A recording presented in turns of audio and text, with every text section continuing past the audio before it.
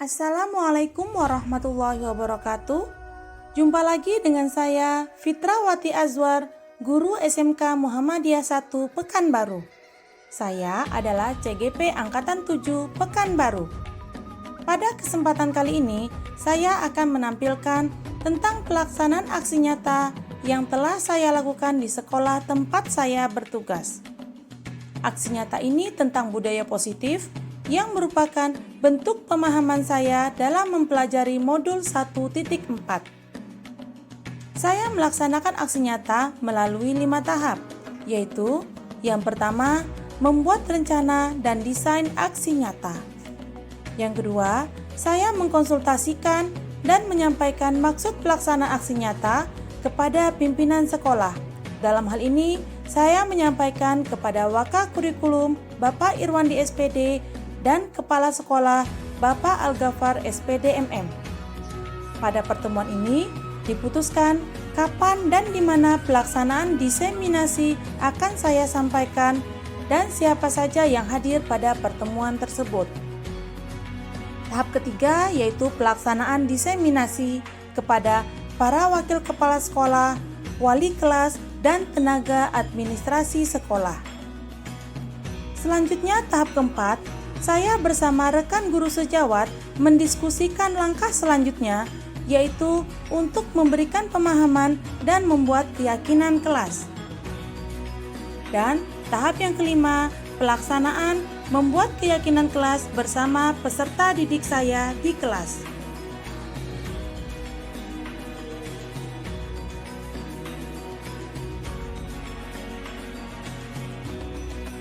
Dalam modul 1.4 yaitu budaya positif, berdasarkan penerapan Bagja yang telah dipelajari pada modul sebelumnya, akan muncul pembiasaan-pembiasaan positif di sekolah yang kita kenal dengan budaya positif. Budaya ini akan menimbulkan rasa aman dan nyaman pada murid dalam proses pembelajaran. Budaya positif juga dapat dan mampu mendorong murid untuk mampu berpikir, bertindak, dan mencipta sebagai proses memerdekakan dirinya sehingga murid lebih mandiri dan bertanggung jawab. Baiklah, di sini saya akan membagikan aksi nyata yang telah saya lakukan di sekolah tempat saya bertugas, yaitu di SMK Muhammadiyah 1 Pekanbaru. Dimulai dengan menyusun rencana aksi nyata yang akan saya lakukan, kemudian mengkomunikasikannya dengan pimpinan sekolah, yaitu kepada Wakasek, Waka Kurikulum, dan Kepala Sekolah. Selamat menyaksikan. Ala alihi wa sahbihi rasulillahi ajma'in. Radiyu billahi rabba wa bil islami dina wa bi Muhammadin nabiyya wa rasulah. Amma ba'du. Baik, yang terhormat Bapak Kepala Sekolah, yang kami hormati Bapak Ibu Wakil Kepala Sekolah, dan yang saya hormati juga rekan-rekan Bapak Ibu Guru serta karyawan-karyawati. Izinkan saya di sini untuk menampilkan, memberikan diseminasi tentang apa yang sudah saya pelajari dalam pelatihan guru penggerak. Dan mungkin ada beberapa guru yang sudah tahu dan ada yang belum tahu. Alhamdulillah saya ikut sebagai CGP, calon guru penggerak angkatan ke-7 Pekanbaru, yaitu waktu itu kami memulainya di bulan Oktober, tanggal 20 Oktober tepatnya. Nah, selama 2 bulan ini kami mempelajari modul 1. Jadi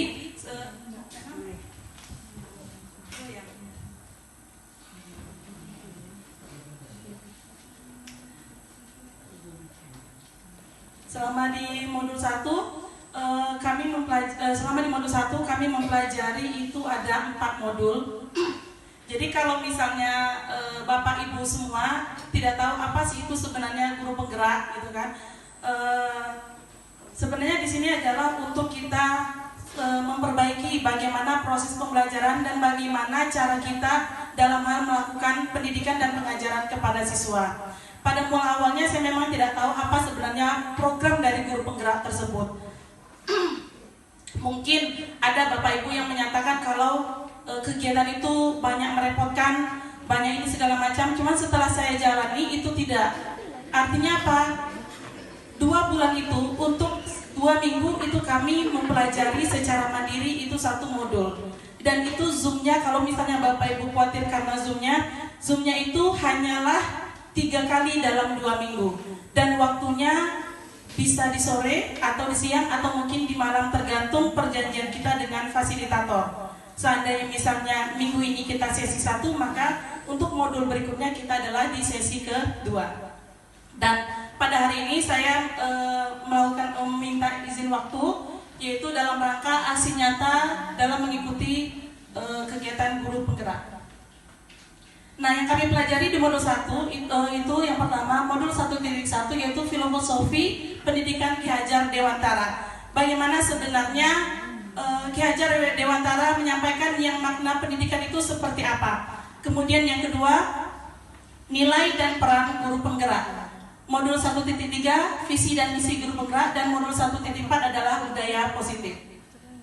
Pada modul 1.1 yaitu filosofi pendidikan Ki Hajar Dewantara, di sini dapat saya rangkumkan yaitu adanya tentang 4 hal. Yang pertama yaitu trilogi kepemimpinan. Mungkin kalau bapak ibu guru yang senior sudah hafal ya. Ing ngarso sung tulodo, ing madyo mangunkarso tutwuri handayani. Hanya saja selama ini dan mungkin yang terkenal oleh orang hanyalah sekedar tutwuri handayani.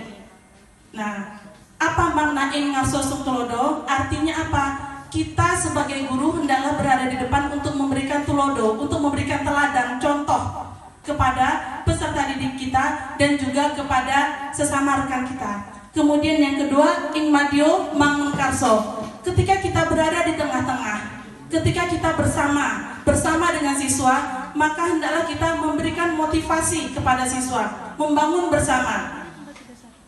Kemudian yang terakhir, tutwuri handayani, di belakang kita mendorong. Nah, lebih banyaknya mungkin yang saya rasakan dan kami peserta rasakan, kita sebagai guru sekarang itu seringnya mendorong-dorong aja.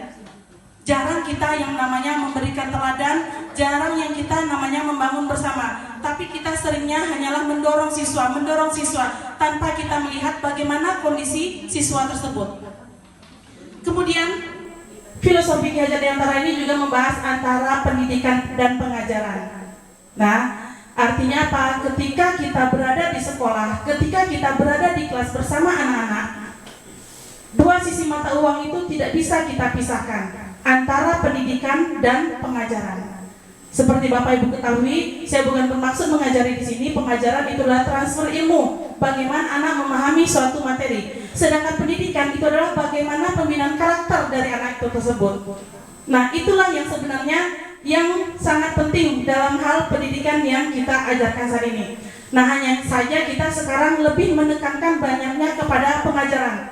Terbukti apa? Kita lebih mementingkan KKM anak dibandingkan sikap anak. Kemudian selanjutnya yaitu diibaratkan kita itu Ki Hajar Dewantara mengibaratkan kalau seorang pendidik itu adalah seorang petani dan anak itu adalah bibitnya. Seorang petani pasti akan memperlakukan bibitnya sesuai dengan apa yang ditanamnya. Kalau dia menanam singkong, maka bagaimana Bapak Ibu? Batang itu bisa dilempar saja, kemudian nanti ditunggu 9 bulan kemudian dia sudah bisa panen. Nah, tapi kalau misalnya dia menanam padi, apakah bisa dia hanya menunggu 3-4 bulan langsung panen? Tentu tidak. Artinya apa? Berarti memang harus dirawat, harus dipupuk, harus disiangi ilalangnya, kemudian diawasi jangan sampai dimakan oleh hama. Nah, seperti itu juga kita. Kita mungkin sering mengatakan, ya anak kita seperti ini, anak yang masuk ke sekolah kita seperti ini.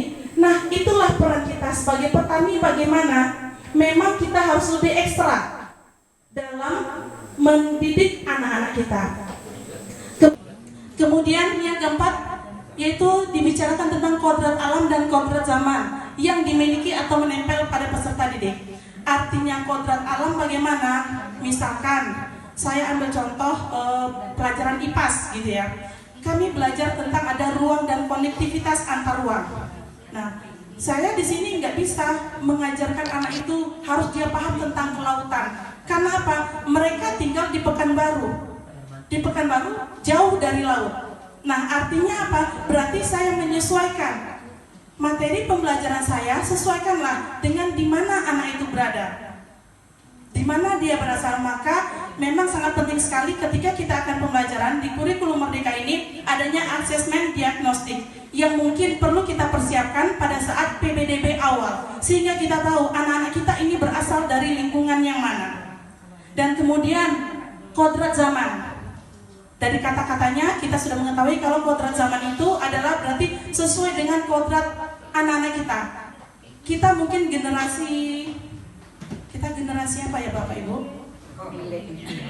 Kalau kita generasinya sudah lama ya. Nah, sudah ada generasi Z, sudah generasi A, dan sekarang sudah ada generasi milenial. Anak-anak kita, dia tidak bisa terlepas dari gadget. Nah, sekarang bagaimana caranya kita memanfaatkan gadget anak tadi sehingga bisa menjadi wahana atau sarana untuk dia belajar. Nah, nanti Bapak Ibu bisa misalnya karena anak-anak terbiasa dengan gadget, maka komunikatif dari anak-anak kita sangat kurang. Coba kita suruh tampil anak ke depan, mungkin dia bingung mengutarakan, tapi ketika dia menuliskan, dia bisa menulis. Apa yang dia ingin sampaikan bisa dia tulis, bisa dia gambarkan. Tapi ketika menyampaikan di depan mungkin satu kelas, maaf, satu atau hanya 2 orang saja. Nah, terus kemudian bagaimana memanfaatkan gadget tadi? Saya memang sudah agak memulai gitu ya, dan juga ada rekan-rekan yang lain juga. Jadi memanfaatkan gadget itu dengan anak-anak mencoba membuat presentasi, membuat laporan. Biasanya anak-anak kalau membuat tugas atau apa kan mengerjakannya di buku tulis, laporan segala macam untuk presentasi diketik di laptop. Kalau saya tidak memanfaatkan waktu langsung, silahkan buat di Canva, gunakan di HP kalian. Nah, jadi bisa anak-anak itu saya awalnya tidak begitu memahami bagaimana cara membuat Canva sebelum saya ikut guru penggerak.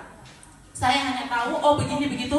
Habis itu saya tidak, karena jarang membuat, artinya membuat media pembelajaran hanya menggunakan PPT, gitu kan, tidak kurang memanfaatkan. Tapi saya sampaikan ke anak, silahkan kalian login, silahkan ini. Nah, akhirnya apa? Terbukti anak-anak sangat kreatif, tumbuh ide-idenya di situ. Nah, jadi artinya bagaimana kita sesuaikanlah bagaimana zamannya anak. Dan artinya apa? Kita juga jangan mau kalah. Kita sebagai guru tentu kita juga memotivasi diri kita untuk menjadi lebih baik lagi. Selanjutnya untuk di modul 1.2 yaitu tentang nilai dan peran guru. Nah, nilai-nilai yang harus ada dalam diri kita sebagai guru. Dan di sini mohon maaf, guru itu tidaklah hanya sekedar yang memang disebut guru masuk mengajar. Kita miliki itu adalah nilai kemandirian. Artinya apa? Meskipun kita makhluk sosial, tapi kita juga harus bisa secara mandiri. Maaf, misalnya mandiri mengimplementasikan, mengaplikasikan bagaimana infokus bisa terpasang, menampilkan layarnya. Artinya kita berusaha untuk belajar mandiri dalam melaksanakan pembelajaran. Kemudian reflektif. Reflektif ini kalau saya rasa guru-guru sudah sering melakukan reflektif. Artinya apa? Selesai mengajar pasti ada yang diulas, pasti ada yang berbincangkan. Cuman permasalahannya kita tidak ada menuliskannya. Ya, yang kurang di kita adalah menuliskannya. Nah, dengan kita ada menuliskannya, itu artinya bagaimana kita akan termotivasi dan teringat hasil refleksi kita tadi, sehingga kita bisa melakukan perbaikan. Kemudian inovatif, ya sudah tahu ya Bapak Ibu, inovatif. Kemudian kolaboratif. Kolaboratif yaitu kita bersama-sama, bekerja sama dengan rekan-rekan guru. Kita tidak ego terhadap diri kita sendiri, tapi kita lihatlah bagaimana. Karena apa? Masing-masing kita pasti mempunyai nilai sisi positif dan kelebihannya. Kemudian berpihak kepada murid. Seperti tadi yang di kodrat zaman dan kodrat alam, artinya apa? Coba kita memposisikan diri kita bagaimana kalau kita sebagai yang berada di murid. Selanjutnya peran guru. Peran guru yaitu menjadi pemimpin pembelajaran, menjadi coach bagi guru lain, mendorong kolaborasi, mewujudkan pimpinan murid dan menggerakkan komunitas praktisi. Komunitas praktisi ini bisanya kita dan menggerakkan pokja kita gitu ya, artinya sesama mungkin guru tim mapel kita sering saling berkolaborasi dan mencari inovasi, mungkin bisa dalam pembuatan modul ya kan, begitu juga dengan yang di jurusan. Nah kemudian selanjutnya modul 1.3 visi guru penggerak. Dalam mewujudkan suatu perubahan maka diperlukan visi dan langkah-langkah yang tepat dalam mencapainya, sehingga dapat terwujud jika terjadi kerjasama semua warga sekolah. Oleh karenanya, dalam mewujudkan visi diperlukan langkah konkret menggunakan metode inquiry apresiatif melalui tahapan bagja. Di sini kami belajar membuat melalui tahapan bagja. Artinya apa? Di sini mungkin nanti akan ada mungkin beberapa orang guru, gitu kan? Mungkin nanti akan ada diminta, cuma saya nggak tahu kapan waktunya. Nanti kita akan dicoba untuk mengupas ulang visi dari sekolah kita. Apa sebenarnya tujuan kita terhadap murid? Apa keinginan kita dan apa harapan kita? Nah, B bagja itu kalau dalam bahasa Sunda, mungkin yang ngerti orang Sunda, bagja itu adalah bahagia. Gitu ya. Jadi bagaimana kita membawa pembelajaran, membawa sekolah itu menjadi aman dan nyaman bagi siswa sehingga seluruh warga sekolah ini menjadi bahagia. Yaitu yang B pertama, yaitu membuat pertanyaan utama seperti tadi, apa tujuan dan harapan kita. Kemudian yang kedua, ambil pelajaran, artinya mungkin apa sisi positif yang sudah ada. Artinya kita tidak perlu mencari hal, mungkin melihat sekolah lain seperti ini bagus, tidak, kita lihat saja apa yang sudah ada di sekolah kita. Nah itulah yang akan kita kemudian kembangkan. Gali mimpi dari harapan tadi, seandainya terwujud, bagaimana sebenarnya kondisi sekolah kita. Kemudian J, jabarkan rencana, kita uraikan rencananya, kita buat tahapan programnya, kemudian baru atur langkahnya, barulah kita laksanakan programnya. Semoga nanti jika ini kita bisa menciptakan sekolah yang membahagiakan seluruh warga sekolah. Amin. Dan yang keempat itu adalah modul 1.4, yaitu tentang budaya positif. Berdasarkan penerapan bagja tersebut akan muncul pembiasaan-pembiasaan positif di sekolah kita yang akan dikenal dengan budaya positif. Budaya ini akan menimbulkan rasa aman dan nyaman pada murid dalam proses pembelajaran.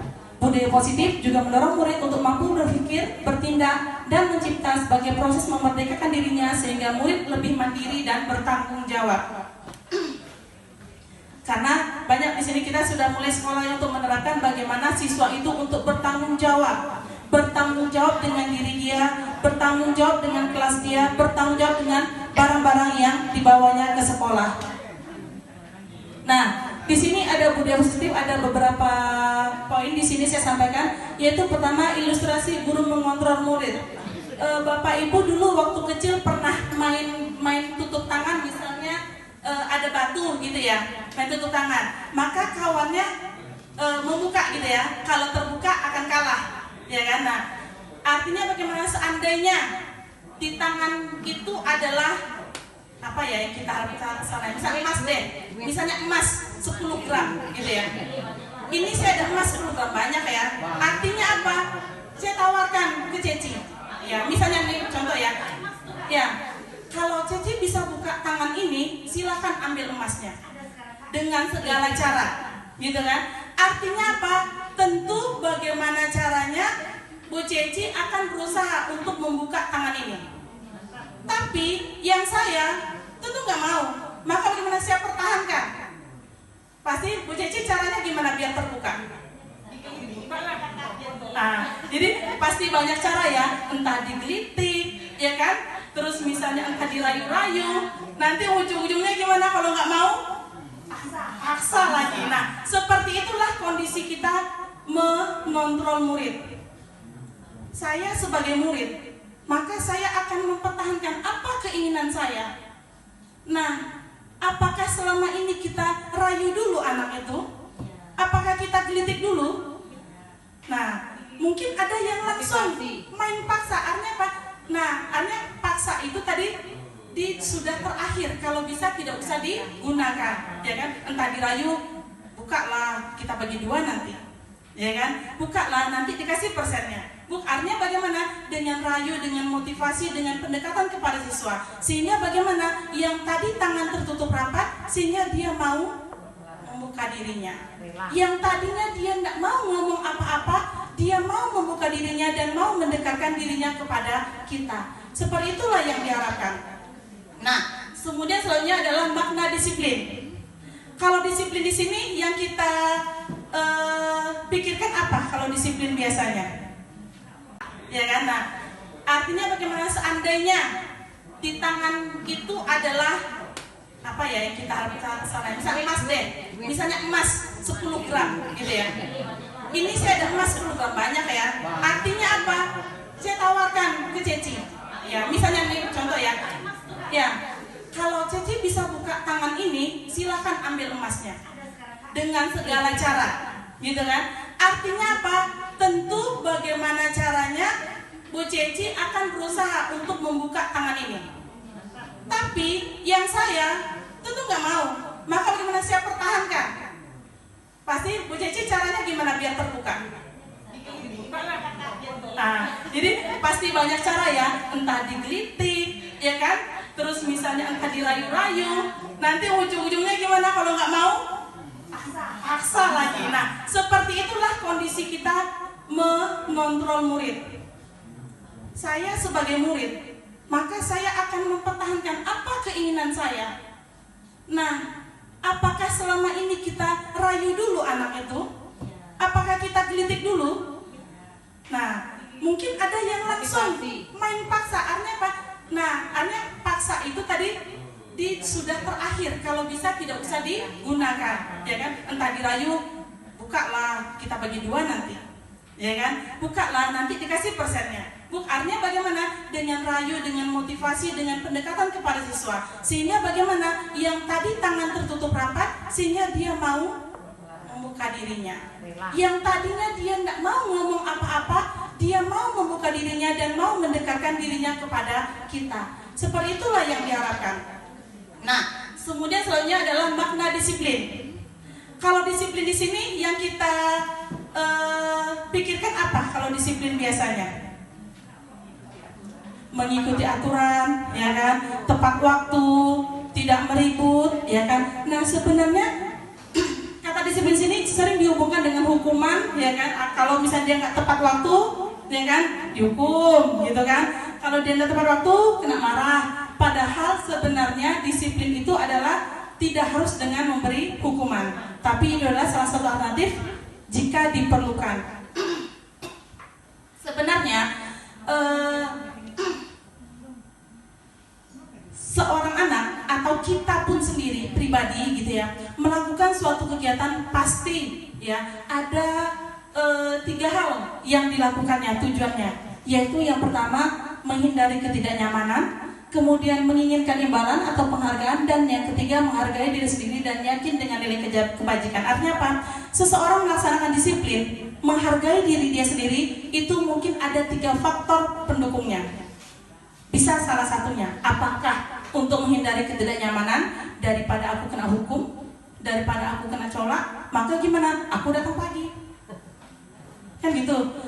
Daripada aku ini nanti nilainya merah, nilaiku jelek, maka aku rajin belajar. Ada yang tendensinya seperti itu.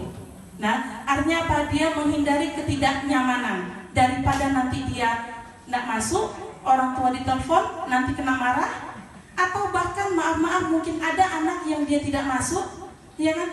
Terus dia memilih nanti dipanggil orang tua, dia nggak mau menyampaikan. Kenapa? Kalau disampaikan nanti pasti kena marah.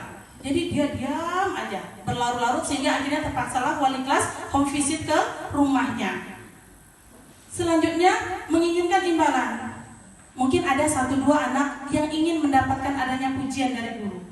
Sekedar kita membilangkan bagus, ayo kita beri aplaus, maka bagaimana bungah anak itu, senang dia rasanya seperti itu. Tapi memang ya, kalau kita terlalu sering memberikan imbalan berupa benda, itu memang tidak disarankan. Nah, yang sangat baik adalah anak menerapkan disiplin, dan diri kita menerapkan disiplin adalah karena menghargai diri kita sendiri dan yakin dengan nilai kebajikan disiplin tersebut. Dan poin yang 3, nilai-nilai kebajikan sebenarnya banyak di modul itu. Cuman yang saya ambil di sini adalah tentang profil belajar Pancasila, karena kita sudah mulai menerapkan tentang profil belajar Pancasila. Udah hafal ya Bu Ibu ya? Nah, selanjutnya 5 kebutuhan dasar manusia. yaitu yang pertama kebutuhan bertahan hidup, baik itu fisiologis, biologis maupun psikologis. Fisiologis tahu ya, dia butuh makan, dia butuh minum gitu kan, secara fisik untuk badan dia butuh istirahat gitu.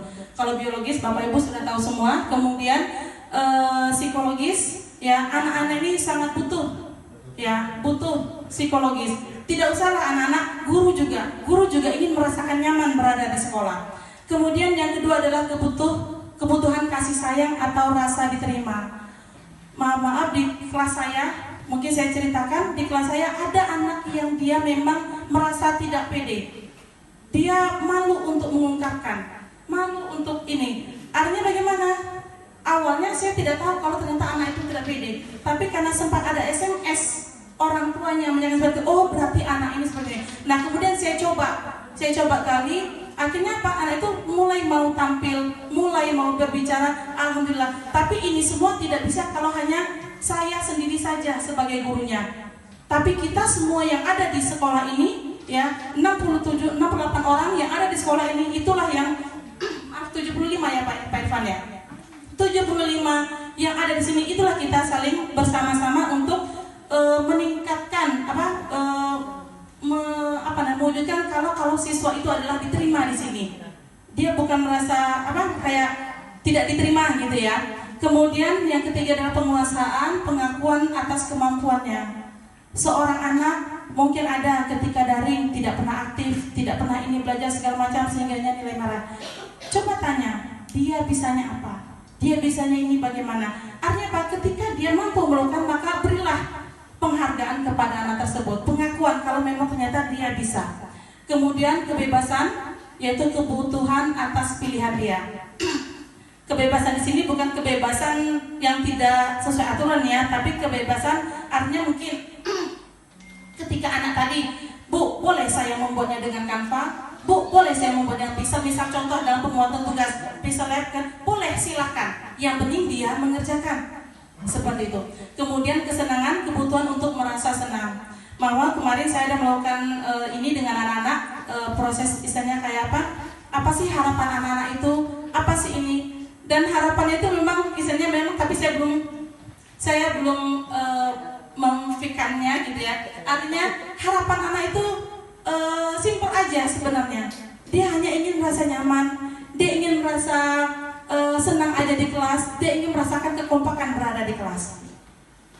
Kemudian di sini ada 5 posisi kontrol yang sering atau dapat diterapkan seorang guru, orang tua ataupun atasan dalam melakukan kontrol terhadap bawahan atau muridnya. Yang pertama yaitu adalah penghukum. Seorang penghukum bisa menggunakan, ini bukan pandai-pandai saya tapi memang ada di modul ya, 5 posisi kontrol ini.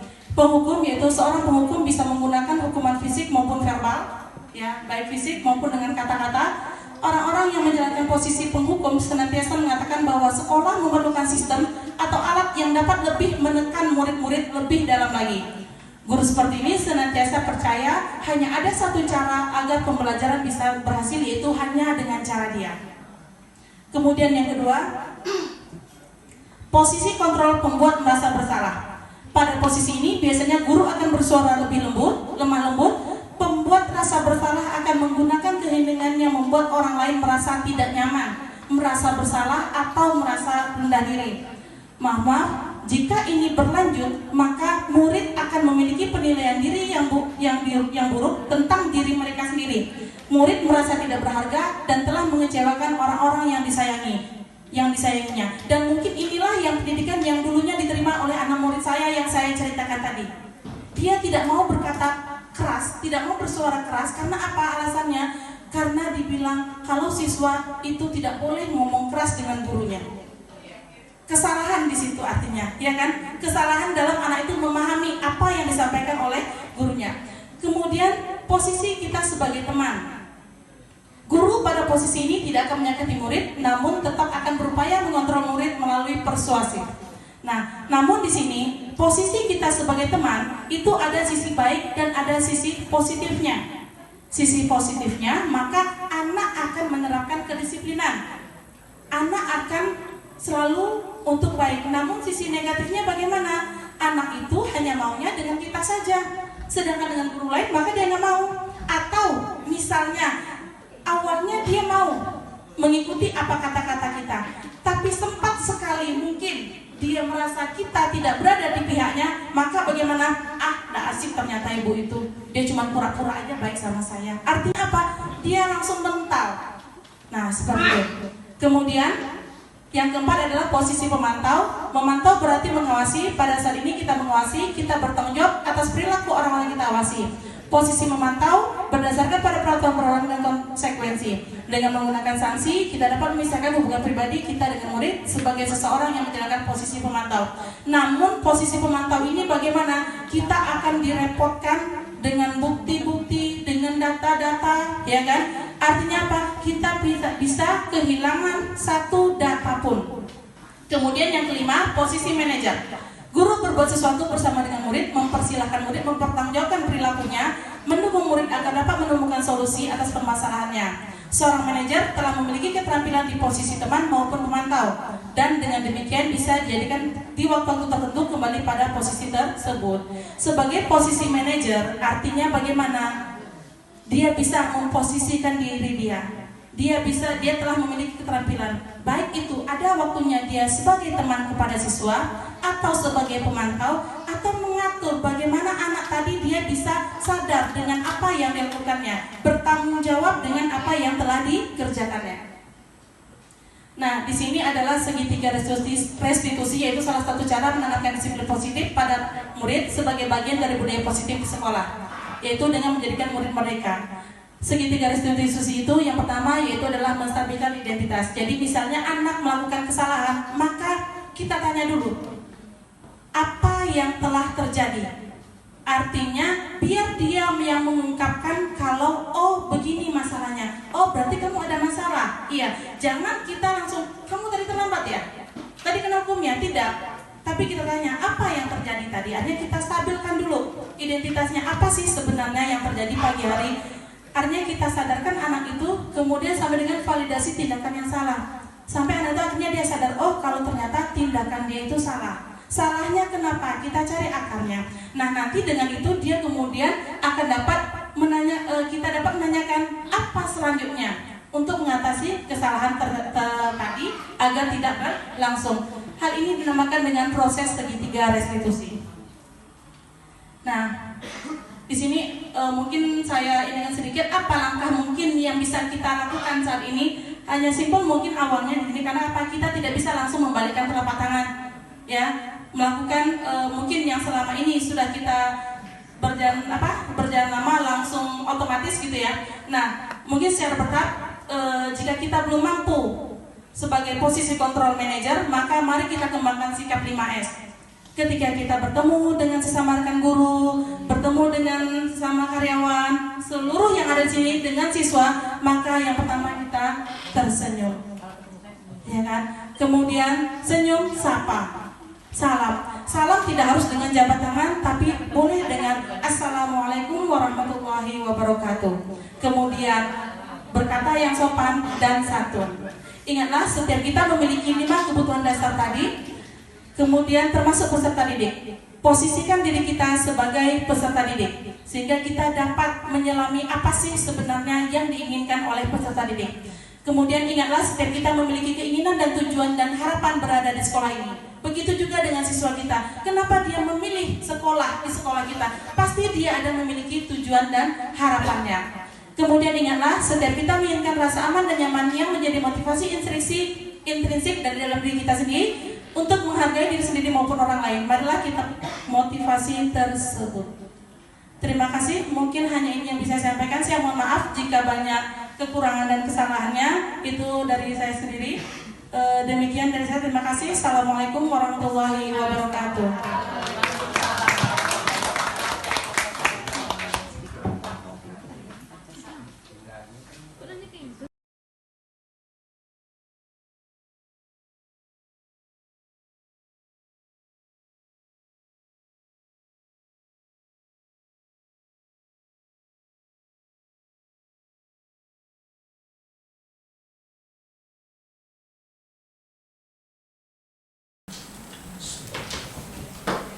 Assalamualaikum Assalamualaikum warahmatullahi wabarakatuh. Alhamdulillahirabbil alamin. Bersyukur kita kepada Allah. Pada pagi hari ini Allah masih beri kita nikmat sehat, nikmat kesempatan bisa hadir. Salawat dan salam kepada junjungan alam Nabi besar Muhammad sallallahu alaihi wasallam. Allahumma shalli ala Muhammad wa ala ali Muhammad. Yang saya hormati Bapak Ibu Wakil Kepala Sekolah, yang saya hormati Bapak Ibu Wali Kelas, Bapak Ibu karyawan yang hadir. Terima kasih atas kehadirannya, atas undangan rapat bulanan yang kita lakukan untuk wali kelas untuk mengevaluasi siswa yang baik itu masalah kewajiban maupun kehadiran atau permasalahan-permasalahan. Baik Bapak Ibu yang saya hormati, sebelum acara ini tadi kita sudah ada dikasih apa istilahnya, desiminasi dari guru penggerak SMK Muhammadiyah 1 Pekanbaru. Luar biasa yang disampaikan ya, kalau bisa kasih aplaus sekali lagi lah. Dapat diambil tadi poin-poinnya ya. Ingarso Sumtulodo Ing Madio Karso Tuturi hadiahnya. Kita apa tuturi hadiahnya aja. Jadi Ingarso Sumtulodonya berat. Jadi gimana anak-anak bisa berkarakter ya, teladannya dari kita ya, dari gurunya teladannya. Nah jadi itu yang selama ini kenapa tuturi hadiahnya aja yang populer. Nah gitu. Jadi itu mungkin ke depan nih guru-guru penggerak ini calon-calon pemimpin masa depan ya. Luar biasa materi-materi yang ada di guru penggerak itu. Jadi nanti mungkin ada waktu-waktu di Pupit kasih materi-materi ini kepada kawan ya, supaya juga ilmu itu menyebar kepada kawan-kawan yang lain ya, dan bisa diterapkan kepada anak-anak kita. Gimana anak-anak bangsa yang kita didik di sini kita beri contoh teladan dan bisa berkarakter yang baik. Kalau gurunya teladannya baik, pasti anaknya insya Allah tentunya pasti ada 1-2 yang bermasalah. Itu tandanya kita berproses.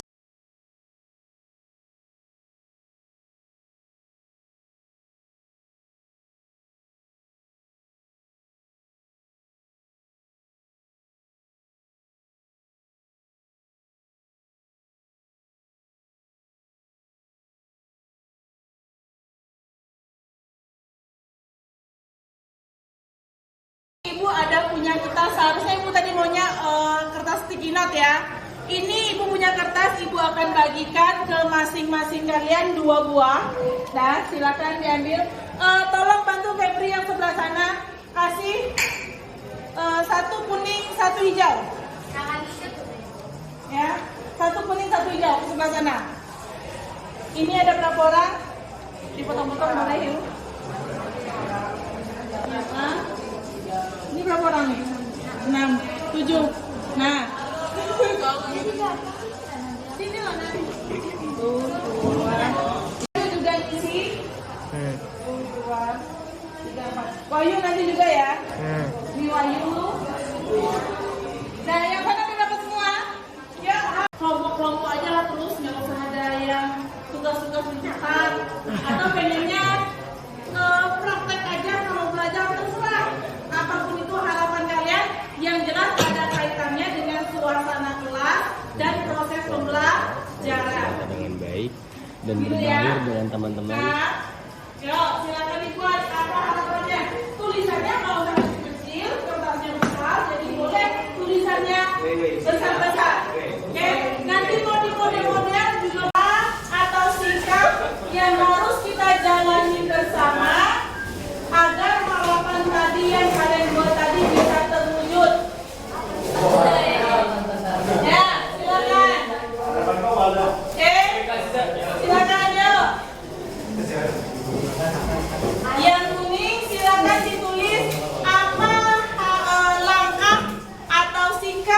yang harus kita lakukan, kita jalani bersama-sama agar harapan tadi bisa terwujud. Kemudian kita tetap semangat dan jaga kekompakan. Ya, berarti kalau dari sini berarti kita masih bersemangat untuk belajar dan tetap kompak. Nah, yang ini menjadi lebih baik dari yang lebih baik. Saling kompak satu sama lain. Bisa ya? Kita sepakat ya? Sepakat? Sepakat bilang? Sepakat boy? Fikri sepakat? Tidak. Buat. Jika melakukan kesalahan, nanti tulis tadi yang tulis boy nanti ya. Tidak ditulis tidak sama boy nanti. Sampai di sini ada yang bersampaikan? Sepakat semuanya? Kamu main HP apa? Sepakat semua nggak? Oke, Febri, nanti tolong disorot ya. Ya, Bu. Ini kan? Makasih. Nah, nanti ini ya, dari yang tadi kita sepakati, yang pertama kita ada 6, ada 5. Yang pertama satu, saling menghargai dan bekerja sama dengan Mira, tolong diri sambil diputar ya. Saling menghargai dan bekerja sama. Yang kedua, berbicara yang sopan. 3, menerapkan 5S, yaitu salam, senyum, salam, sopan, santun. Yang keempat, jika jam kos melapor ke guru piket atau wali kelas atau wakil kurikulum dan menjaga ketenangan di kelas. Artinya kan ada sini yang 4 tuh, ya, melapor ke guru piket, wali kelas, wakil kurikulum dan menjaga ketenangan kelas. Nah, yang kelima, jika melakukan kesalahan berani mengakui dan bertanggung jawab. Sepakat semuanya? Sepakat? Nggak dengar suaranya sepakat? Nggak dengar ibu suara itu doang? Sepakat? Kalau sepakat, naikkan jempolnya kedua-duanya. Iya. Semuanya yang sepakat silakan naikkan jempolnya. Febri silakan disorot Febri. Nah, sepakat? Oke, yuk silakan turun. Terima kasih, semoga kita bisa menjaga kekompakan di kelas dan kalian bisa merasa nyaman untuk berada di kelas. Gitu ya.